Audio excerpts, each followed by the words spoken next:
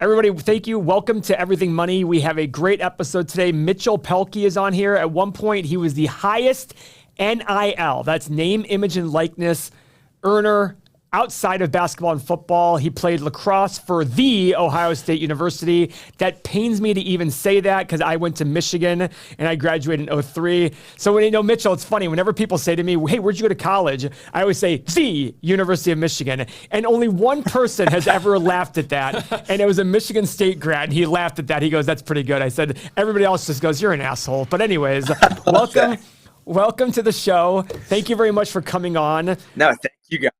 I appreciate you having me on. This is I always love doing stuff like this, and I think a topic that I'm so interested in, obviously, is what your guys' forte. So I'm really excited to dive in. So tell us. So I was reading a little about you, and it started with a haircut video with your buddies in high school. So tell us how the whole creating content started for you. Yeah, so I'm 22 right now. I feel like my generation was kind of the first generation to come home from school and watch YouTube. Like, we weren't really glued to the TV. We were kind of glued to YouTube and these people making content. And it always kind of came to be, I just loved the aspect of seeing these other creators film their life and post it on social media. I was like, I love that. Like, there's no way I cannot do that. And it always just took my Italian mom preaching me like, hey, lacrosse is your life and everything right now, but how are you gonna breach out? How are you gonna continue to do different things in life? And I was like, all right, I gotta make a YouTube channel. I would love to do this. So it just again started, with a haircut video. I was in class. I'll never forget, freshman year of high school. I'm in history class with one of my best friends, Evan Buckley, and I look over to him and I'm like, yo, let me cut your hair. And he's like, only if I can cut yours. Met up that weekend, cut each other's hair, and that was the first 2 videos. Went kind of viral in my town, and then just kept escalating from there into high school vlogs, incorporating lacrosse, and then obviously at Ohio State, lacrosse, D1 athlete, the Greek life, and kind of everything from there. And it's been taking a life of its own, but now I do it full time as I just graduated, and life's hectic, but it's that's what it's like when you are your own boss. So you said it, I stopped you before we started the interview because you were starting to get into it, but you're now moving to New York City, right? Yeah. So and you said, what are you trying to shape your career to be? Like, when people ask you, what do you do for a living? What do you say? And what are you moving to New York City to do, if there's any sort of, and I don't mean it to say, when people ask me what I do for a living. Question. Well, because my fiance gets annoyed with me because I'll tell people, people say, what do you do for a living? I'm unemployed. I don't like having the conveyation about it. But yeah, I think it's the worst thing about it. If it's an old person that I know will have no idea what I'm talking about, I just do insurance. They're like, oh, I like that. Because I just don't feel like having the conversation. If it's a young person, I say I make videos. It just depends. But if I tell somebody, I say I make I'm a content creator. I make YouTube videos, Instagrams, and TikToks. And I just kind of leave it there, and I don't love to expand on it because then they're like, oh, what's your content? What's your name? Let me subscribe. They look it up right there. It's just I just want to keep moving. But as far as scoping what that next thing looks like for me, it's hard, right? That's why I think a reason of why I'm going to New York is to meet new people, grow my network, and continue to figure out what that next thing is for me. I think lacrosse has been great, but I just think it's such a small sport, and it has this cap of viewers and subscribers because there's not a lot of people watching. Right now I'm this big fish in this small pond, and I want to get to this ocean where I'm a small fish again and continue to grow. Oh, so you actually want to be a small fisherman? To me, I hear lacrosse is. People got to remember, I believe percentage-wise, lacrosse is the fastest growing sport in the United States. Obviously, soccer's growing in big leaps and bounds, but I think percentage-wise, lacrosse, or at least what one point was. So why don't you just become the lacrosse guy and really dominate that? And 30 years from now, when a bunch of other pretty men like you are playing lacrosse, you can be the dominant guy in that. Yeah, no, I've definitely thought about that, and I wouldn't say I definitely haven't ruled that out. I just think, with me and, being a young 20s guy, I feel like to be able to go to a city like New York and meet a lot of new people and really feel it out. I have no idea what that next piece of content is that I'm going to film, but I feel like to go to a big city like that, to try new things, to see what sticks is mandatory for me. And I just feel like when is another time I'm going to be able to pack it all up and move to New York City. That's true. Yeah, that's true. I mean, where did you guys end up going after school? So I basically came back to Cleveland, and I Did he just ask us a question? I think it's the Yeah. first interview That was the ever where first somebody interview actually ever. asked us the question. Yeah. That's 'Cause awesome. I'm curious. You guys you got the watch on? Is that a Rolex right there? You guys are looking prepped. No, I have a watch. I have a watch. I have a watch obsession, so I do have a lot of watch. This is not a Rolex; it's a Carl Boucher. But yeah, listen, we, Mo and I. Get your watches straight, Mitchell. What was that? Get your watches straight, Mitchell. Yeah, come on, bro. Come on. I got so because that's how much I love watches. That literally you mentioned watches, and I'm like, oh, watches. No, I have several businesses upstairs. The YouTube channel just came from me liking to teach people about investing, and it just happened to get bigger. And we have 200,000. I mean, as you've seen, it's 205,000 subscribers. But the funny thing. So getting back to you, Mitchell, because you're here for the interview. I have always been since college. I used to get so annoyed, Mitchell, so you tell me if I'm wrong or what you think. I would hate it when people would say we can't pay college players because that ruins the authenticity of the game. And I'm like, shut the F up, you high horse a-hole, when people say that. I go, like, Paul, they get a free education. Maybe they don't want a free education. Yeah, exactly. Who cares? So I'll get more into that later, but tell me your thoughts. Because I see you shaking your head immediately come on, give me a break. That was a big part of my story that I skipped over, but I created content for the first 4 years of my life, my freshman and my senior year of high school. And then as soon as I stepped on campus, I'll never forget August 5th, 2019, I remember my compliance contact reaching out to me and be like, hey, like NIL is not a thing. You have to stop monetizing your YouTube channel and stop selling merch, stop doing brand deals because name, image, and likeness is not a thing yet. And also like that to me wasn't even the worst part. The worst part was I was not allowed to film anything men's lacrosse, Ohio State athlete like, because that was in breaching on the NIL rules. So then it was like, all right, 90% of my life is D1 athlete. The other 10% is me. So like that just basically allowed me to then create videos in my bedroom, tear all the logos down, not wear any logoed shirt, and just like talk. It was the worst part of my entire life. For those 2 years of college, that was the content, and it stunk. And then July 1st, 2021, NIL opened up, and I was then allowed to create freely again and also monetize my name.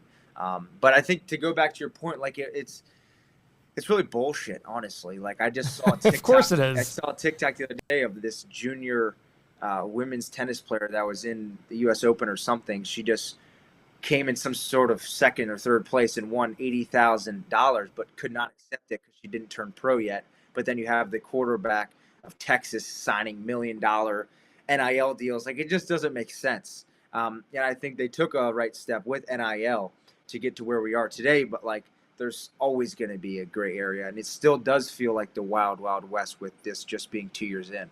What were we going to ask, Mo? I didn't know. So you have to understand, I'm not a very big sports fan, college sports fan, anything like that. So all of this NIL stuff, I really didn't start looking at it until this year. I did not know you couldn't wear an Ohio State logo and record a video or you would get in trouble. Yeah, because then it would be like, well, is he an Ohio State lacrosse player? Or technically I'm just a student. But see, there's such a gray area. There was no rules. That was the hardest part. Wow.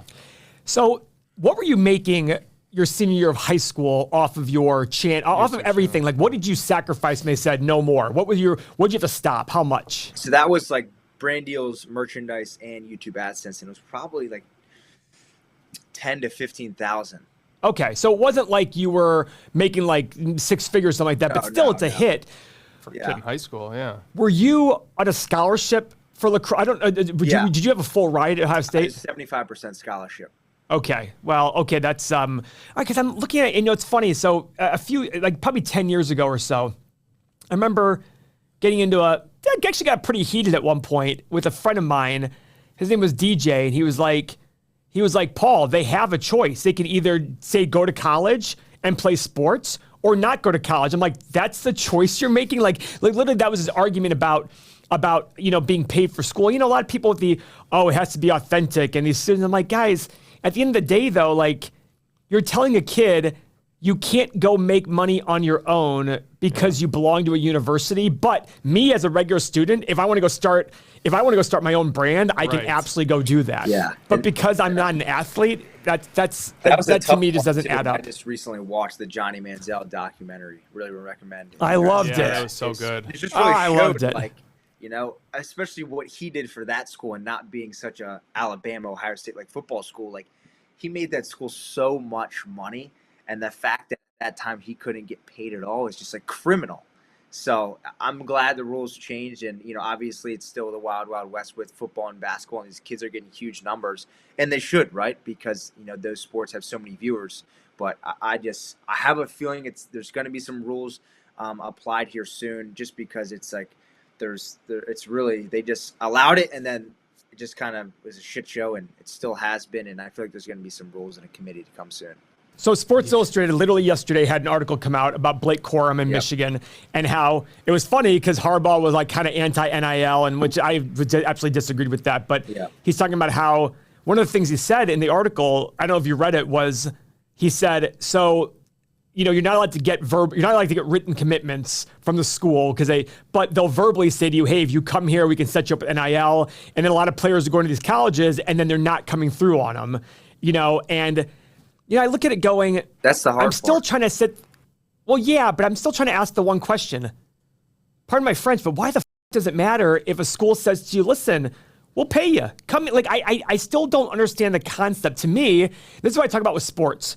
I look at basketball, for example. So I'm a Cleveland Cavs fan. We're not a big market.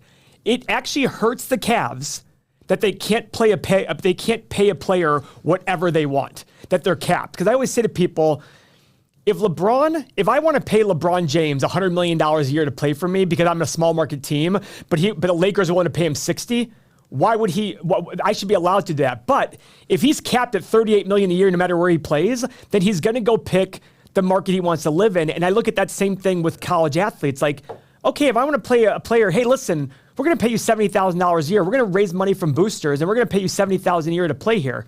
What's wrong with that? And if some school wants to go on the map and say, we're going to raise money from our alumni, and we're going to go pay that same player $100,000 a year, now all of a sudden they got a really good athlete for $100,000 a year. Like, I still don't understand the concept, apart from somebody being a high horse mentality of, no, that's not the way college should be. But why not? So no, I feel that too. Yeah, and I just feel like that too. Like, even from lacrosse, you're getting to the standpoint where these number 1, 2, and 3 kids in the nation that are committing are being like, hey, can I get some NIL deal? But it's hard because, again, the coaches can't talk about it. And again, I think that's why you see like Texas A&M and Texas are This is ridiculous. I know, it's nuts. It's nuts. I feel like this is like the most half-assed program put in place that I've ever seen. Well, it's better than nothing. It's better than nothing, but it seems like there's no plan here. They just threw a bunch of shit at the wall and said, let's see how this plays out over time. Of course, it's going to get better. Yeah. But there is no cap to it. That's why I think the A&Ms and the Texas of the world are going to continue to win, because they have all that money. They have a huge alumni association. And soon enough, you're just going to, this gap between like the top 10 schools, like the USC's, Ohio State's, and Alabama's and Texas, and then the gap down here to the smaller schools is just going to continue to get bigger, because like, all the money's up here, and it, money's But power. question for you, why does that matter? Like, I tell people, I'm like, guys, first off, I actually can't stand, you know what I can't stand? That college football is essentially determined by 2 or 3 games a year. Like, I actually sit there and say, why does Ohio State, why does Michigan even play Youngstown State or Eastern Carolina? Like, hey, I think there should be a 12-game season in which all the big Power 5 schools all play each other, and a national champion could be, I actually thought about, how soccer works in Europe with Premier League and up and down. Like, I thought to myself, why don't we make it like that, where, hey, a national champion could be 7-5 because we're playing all Power 5 teams, and that's it. Like, Michigan, Ohio State, Alabama, Texas, USC, they should only play each other and play each other 10 or 12 times a year, and maybe the champion is 8-4. I actually believe in that, and I'm okay with Mount Union College never being on the same level as Michigan and Ohio State. Why should they ever be on our level? We're gonna see that though, like with the new playoff ranking. I don't know if it's 12 or 8 team, the playoff schedule coming out, but like if it's 12 team and that 11th team's got like 4 losses, like they could obviously have the chance to go win it all. So we're gonna see more stuff like that. I don't think it'll ever get to like a 1 and 2 ranked teams going at it every weekend. Obviously that would be sick, but I just feel like it's going to pivot to this 8 or 12 team playoff schedule, and I feel like it's going to stay there for a while, especially in college football. Yeah, the only issue I have with that is when, like, I think the playoff thing was great. I just feel like it's always going to be, well, what about, and then when we go to 12, it'll be like, well, 13 and 14 had a legitimate chance at it. It's like, but again, this is why I say, like, I like this idea, like, I like it how they do it in Europe with soccer of promotion and demotion. Like, I don't know. These are just the things I talk about, but I sit there and I actually don't like the idea of people saying it should be a level playing field. It shouldn't. It should not be a level playing field. I'm sorry, but life should be. Youngstown State, yeah, exactly. And I look at it going, the big schools, the top 25 or 30 biggest programs, I don't like the fact that one loss ruins their season, potentially, and the fact that, like, so let's bring up biases here. I went to Michigan, you went to Ohio State. Ohio State should have won the national championship last year, which would have pissed me off only because we smoked Ohio State in the last game of the season. But legitimately, Ohio State should have won the national championship last year. They should have beaten Georgia. They lost randomly at the very end, and there's no way they lose to TCU. No, yeah. But at the end of the day, I look at it going, my argument was Ohio State shouldn't have even been in the last 4 teams because they got smoked by us in the very last game. They didn't win the Big Ten. The same argument Ohio State made about, there's Tim over there putting thumbs down. By the way, I'm not saying it from my Ohio State bias. I'm literally not because, no, I'm really not because you know why? I'm not saying it from my Ohio State bias. There were times when I defended Ohio State going, no, Ohio State is the top team that one loss should not have ended their season because of this. So I'm saying it from that standpoint, but see, I got off track because some Ohio State fan over here is trolling me, Tim. The point I'm trying to make is I'm okay with, this all brings back to NIL going, at the end of the day, if there's 2 top quarterbacks, they're not going to go to the same team. Why? Because they both want to play. Even if you give them NIL, they both still want to play. Like, you're a lacrosse player. If you're, now granted, I know lacrosse has more, substitutions, but let's say you're a quarterback. And you go to Ohio State gets you an offer and says, listen, come here, play quarterback. But you have a freshman quarterback who's going to be a sophomore next year, and he's phenomenal. I'm never going to see playing time. Why would you ever go to Ohio State? I don't know. Would you? I don't think so. I think, like, from my perspective, like it's why Quinn Ewers, if you know who that is, left. Yeah, of course. Yeah. I don't know. It's all about fit, too. And, like, I think people forget, like, there's so much timing and things have to fall in your place for it to work out. Even in the sport of lacrosse, it's even harder for football. Kids get hurt or like you reclass or grade up, right? It's like there's so many things that have to fall in place for it to work. Like, it's not just you have to be good. It's like the chips kind of align. Yeah, 100%. So Quinn Ewers, Mo, he plays for Texas now. He was an Ohio State quarterback, wasn't getting play, obviously, so he transferred, and now he's a stud at Texas and beat Alabama this weekend. And of course, every Ohio State fan in the world is taking credit for Quinn, just like they took credit for for Burrow. I'm trolling here, but but look at that. Here's a stud quarterback who was behind. Prime example, 2014. Third string quarterback at Ohio State wins the national championship for Ohio State. Jones. Yeah, Cardale Jones. And he made one of the best ever tweets of all time. I didn't go to college to play school, you know what I mean? And I actually defended him like crazy. I'm like, he's 100% correct. That's right. Especially guys didn't go there to go to school. I mean, even for me, like I got a major in sport industry, and like I learned a little bit here and there, but I didn't use my major to do what I'm doing now.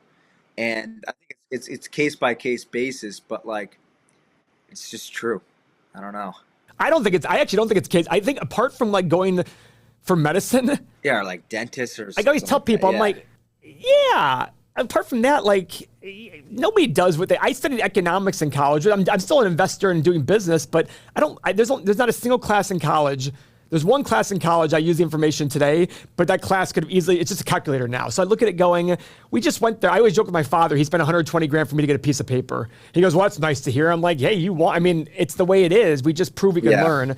But anyways, back to NIL. So what would be an ideal world for you on the NIL? Like, what do you think being a player, being a person who is making money, like what would be an ideal world for you for NIL to become? Like rules-wise, set in stone?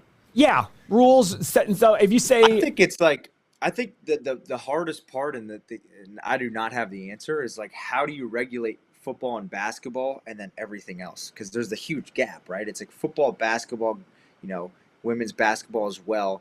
Volleyball's up there a tad, and then you have like a huge gap, and then it's like Olympic sports, lacrosse, wrestling, and all that other stuff.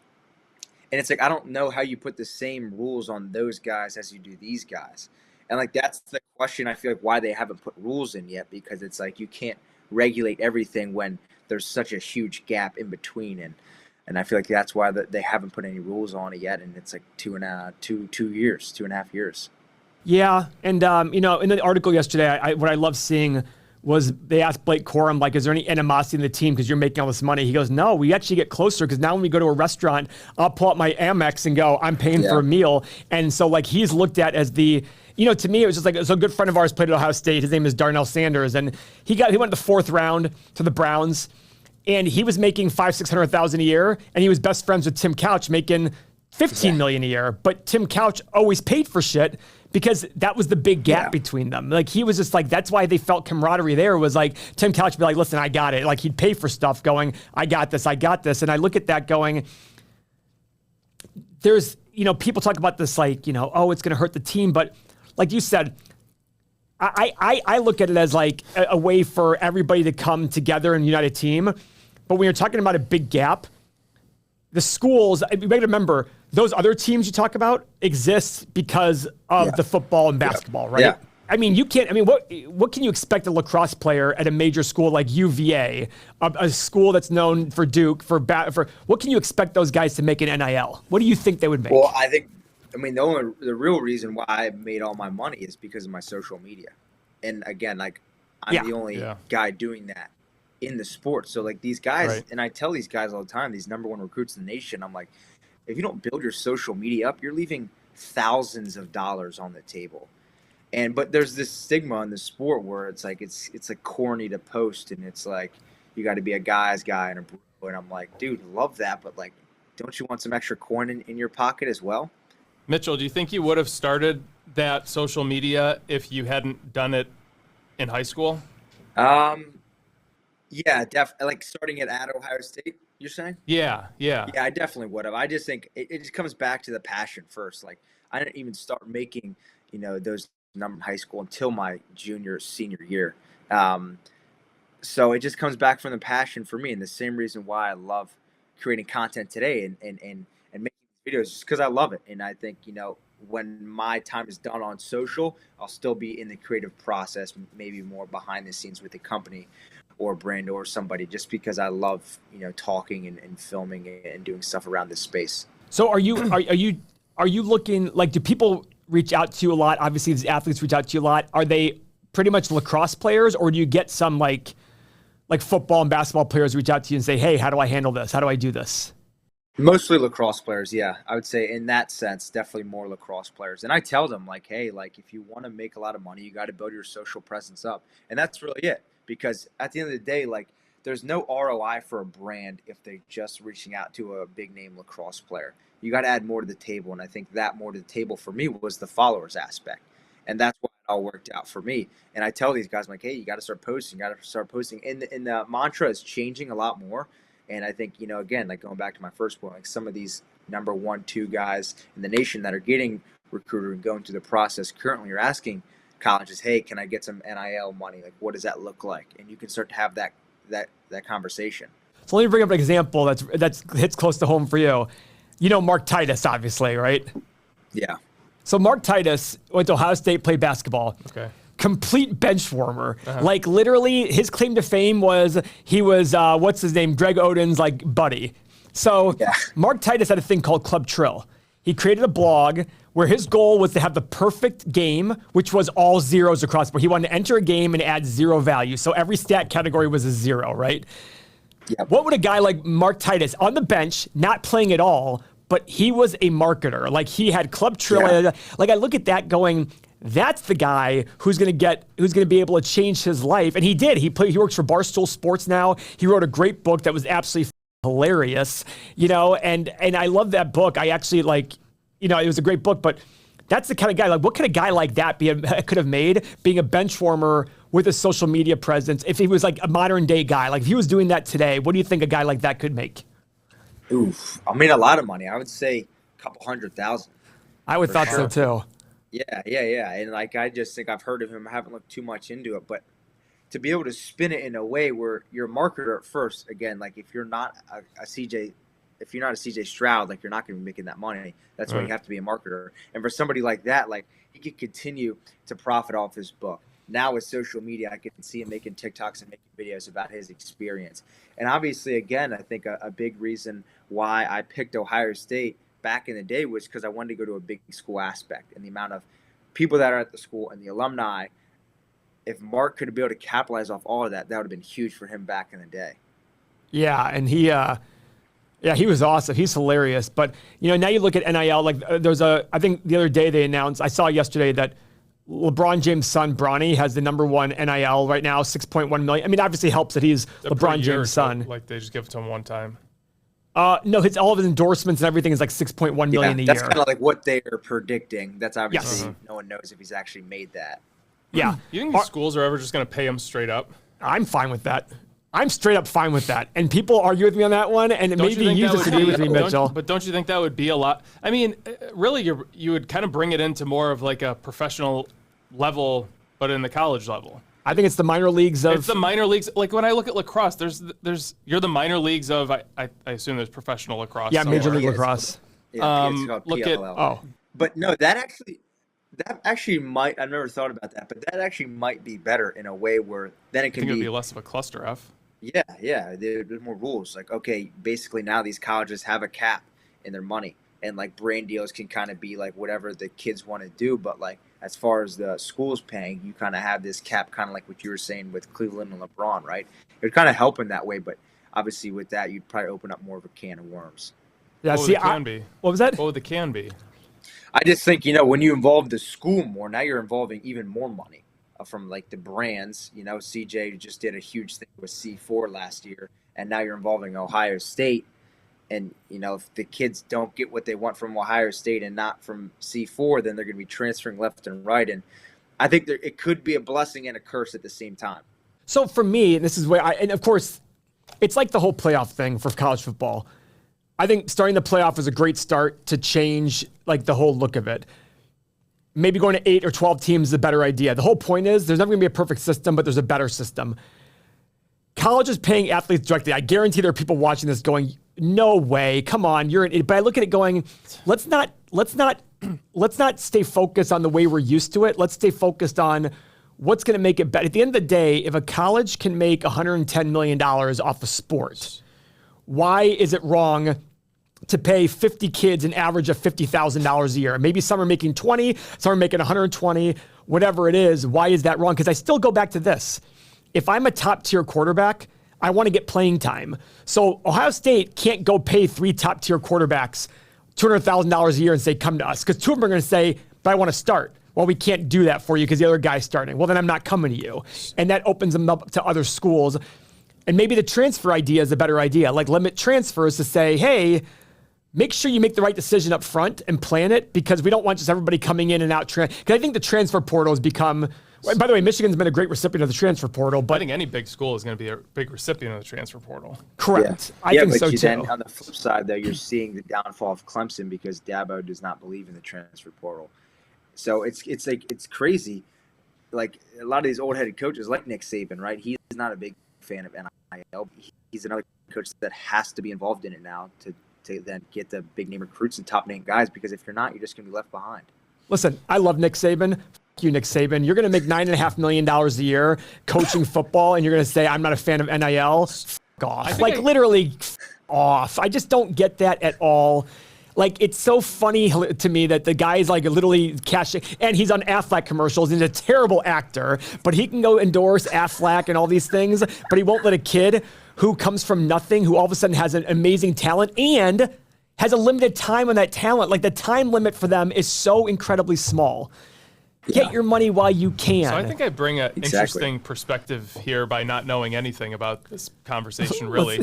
I really think about this and go, why are the best solution here is colleges pay the school? Because it's the whole arrogance of this is the way how it's always been done. And that's my thing, is if you take out all of that and you come in completely blind like I am right now, the colleges should pay the players. I don't disagree. And get rid of all of the other bullshit. Yeah.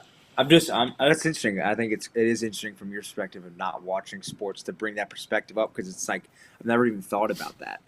And it makes you think like, I don't know, then I feel like you would get the people that are not big sports people that go to Ohio State and they're like, well, why is all of my tuition money going to these athletes that Oh, You know? screw It's not them. though. F Yeah, them. screw you. Like, I don't care. Like, No, by the way, it's not your so tuition. see it though. Don't go to Ohio State then. Go to some By the way, small town but it's school. not You their don't have to worry tuition about money. it. Go look at the numbers. Ohio State brings in $100 How much million off of football every Yeah, year, like and they Johnny profit like Manziel. $70 million. They were talking about Yeah. that. Like the school's just brought so big on this map now because Manziel and the football team. And again, that's why these coaches are making so much money because they're basically keeping the school alive.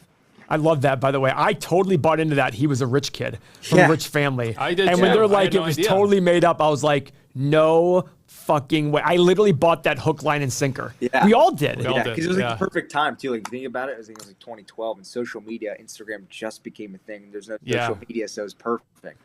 It was a brilliant idea by his buddy. I can't believe they don't talk anymore. But, you know, I get very passionate about this only because naturally I'm clearly not a college athlete, but I look at it from perspective of literally the only arguments I hear against it that consistently are, it hurts the passion. I'm like, oh, okay, but why is that wrong? Like, also- I still don't understand why that's wrong. At the same point, it hurts the passion because I'm going back to the conversation you guys were talking about how you have the spread of guys making. I look at Major League Baseball. Justin Verlander makes $30 million a year. Another player makes $500,000. It's the same thing. Exactly. It's the exact same thing. Because you could have been drafted to Major League Baseball at the age of 18. You're going to go in there and it's the exact same thing. Same age groups. And this is the same thing as Major League Sports. Yeah. This Yeah. is just I think NCAA another versus. question of it is like now these conferences are starting to deal with having to realign, right? Like you see, Big Ten's adding, I think USC and UCLA next year. And it's going to come to be some here soon where I feel like it's just two conferences, kind of like the NFL, AFC and NFC, where it's just like there's not any more, I feel like it's going to be SEC and Big Ten. And again, these small schools, who knows what's going to happen to them, but again, money is going to win this sort of bit. So it's going to be interesting. And I don't know, there's so much change happening, but I think that's why college football and college athletics are so interesting nowadays. Well, that's also why I like the idea of what they do in Europe. If we had a tier league where we said, listen, there's two tiers.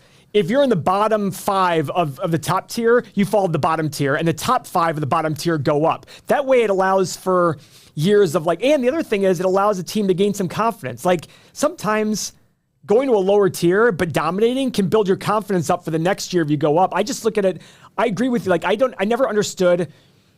Like, even in sports, I don't even understand AFC versus NFC. Like, just put everybody together. It's only 30 teams. It's like, hey, the top 50, it's only 32 teams. The top 16 make the playoffs. That's it. Yeah. Who cares what part of the country you're in? Like, it doesn't matter. I mean, back in the day, it mattered because traveling was hard. It's not hard anymore. You get in a plane, you charter a plane, you go there, you're done. Like,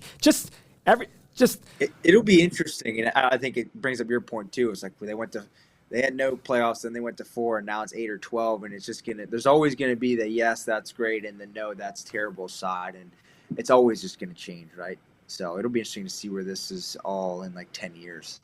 Mitchell, do you think you're going to stay involved with the NCAA lacrosse and kind of try to promote?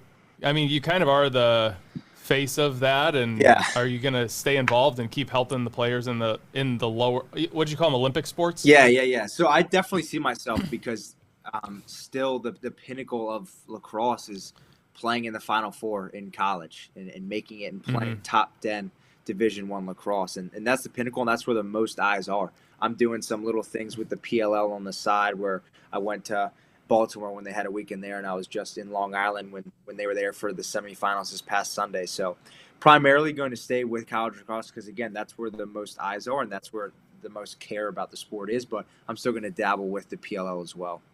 Nice. That's awesome. That is a good thing. Do they reach out to you and say, listen, let's? I assume that's part of your working with them. They've reached out to you and said, hey, we want you on board. Yeah. So they've reached out. RJ Kaminsky's kind of the face over there on the social side. He's reached out to me plenty of times, and we have a great connection. So having him by my side and creating content there has been awesome. But also just trying to expand the tools in the tool shed by doing some broadcasting this spring.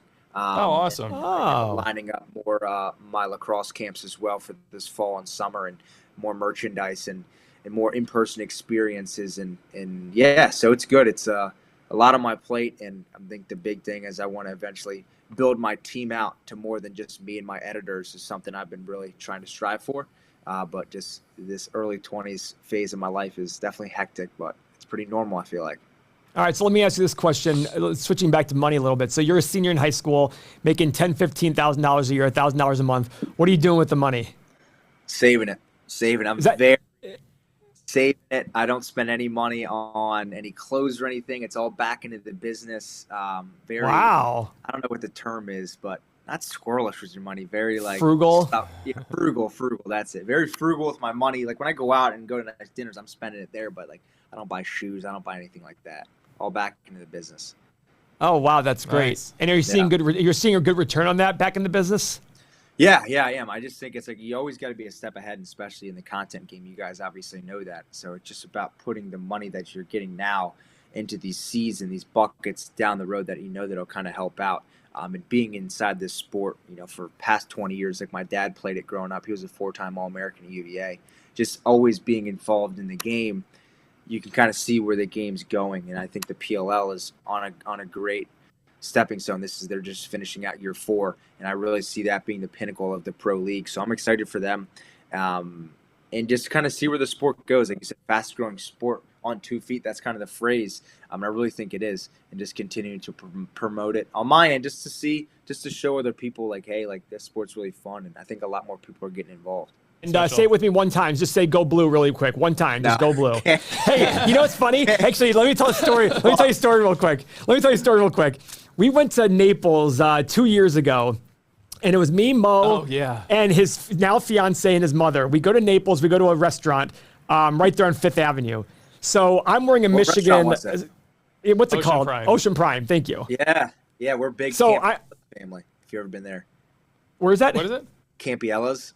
Oh yeah, I've never been there, but it's on my list. Classic. Yeah, that's a big lacrosse town. We go down there all the time. We have you do? Oh, you do? Yeah, Naples is huge. I'm actually having my lacrosse camp there in the week between Christmas and New Year's.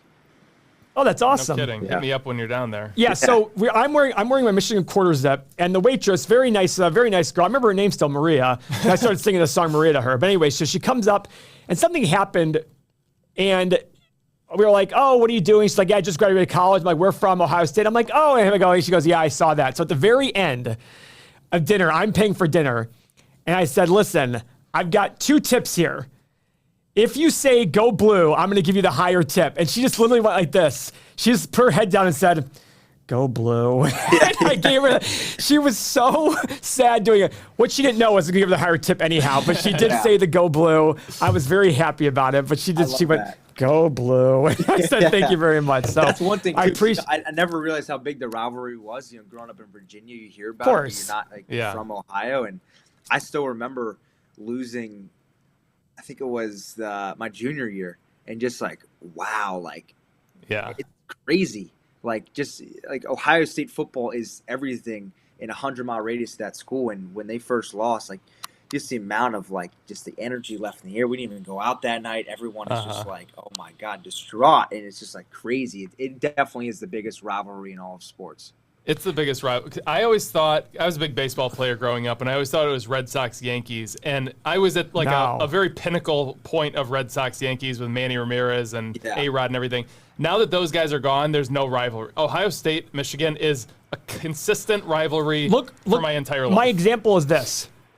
The 90s when we were 9-2, the last 20 years when you guys were like 17-4, and it's still like literally Ohio State's goal is beating Michigan. Michigan's goal is beating Ohio. Like the fact that a team dominated, one team dominated, another team dominated for 2 decades, and it's still a major game. And still like, it's funny. It's crazy. My brother-in-law, a big Ohio State fan, and so Ohio State's winning and winning and winning, and then the first year we win, but before the game, he's like, well, let's watch the game. I'm like, sorry, I can't. And he goes, come on. I'm like, nope, I can't be in a room with Ohio State fans watching Ohio State game. He goes, Paul, it's just a game. Fast forward, we win. Yeah. And nothing from him. So I text the group chat with his wife and my fiance on there. Nothing. And I go, where's Dave? And his wife literally responds, he's in his room. He refuses to come out. I go, what happened to it's just a game? That's the whole point of it. Like, he's a grown man. He's 60 years old, and he was like, I'm not coming out of the room. And I wasn't trolling by any means. Like, I have humble pie for the last 20 years. I get it. But I wasn't trolling. And I was like, what happened? But all I did say was, what happened to it's just a game. And then that's the point. It's really devastating when we lose, like I remember people just being like, Paul, my fiance, two of her kids went to Ohio State, and she's like, I root for Michigan because I hate seeing Paul so devastated at the end of the day. I'm like, well, that's the way it is. Yeah, exactly. And it's so cool, especially being on campus. So my freshman year, it was away. Sophomore year, it was COVID, so Didn't nobody happen. could go. Yeah. Junior year, away.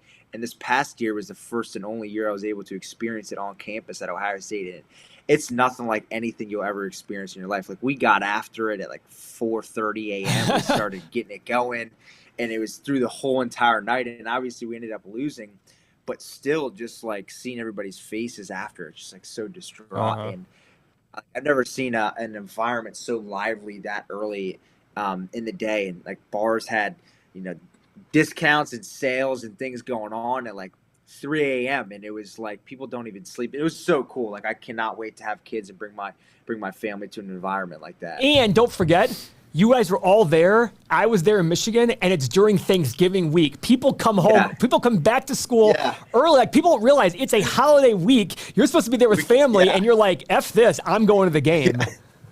It's the best because Thanksgiving's on Thursday. I like tell mom like, hey, thanks for the Thanksgiving. Like I gotta leave tomorrow morning. You go back to school. You drive back. There's nothing. You don't practice. Like it was like a great time for us because it was just like we could live as regular college students. Yeah. For 3 days out of the year, and then after the game we ended up losing, and then back to Monday we're doing sprints at 6 a.m. Awesome. Well, Mitchell, thanks very much for your time. Is there anything you want to promote real quick for your YouTube channel, your Instagram? Please promote it now, guys. Whatever. It's the great. Obviously, you're going to do awesome things. Young guy who's ambitious. That. Yeah, no, just everything Mitchell Pelkey, YouTube, TikTok, Instagram, mitchellpelkey.com for the merchandise. And I appreciate you guys for having me. I love hopping on great conversations with great people. So thank you guys. Well, listen, keep in touch with us. Like in a year or two, when you have something more established, like in terms of what you're doing in New York, please reach out. We'd love to have you back on, get an update, and obviously self-promote you because we're growing along the way. So we'd love to help you out there. Yeah, thank you as well. Have a great day. All right, you too. Take care. See ya.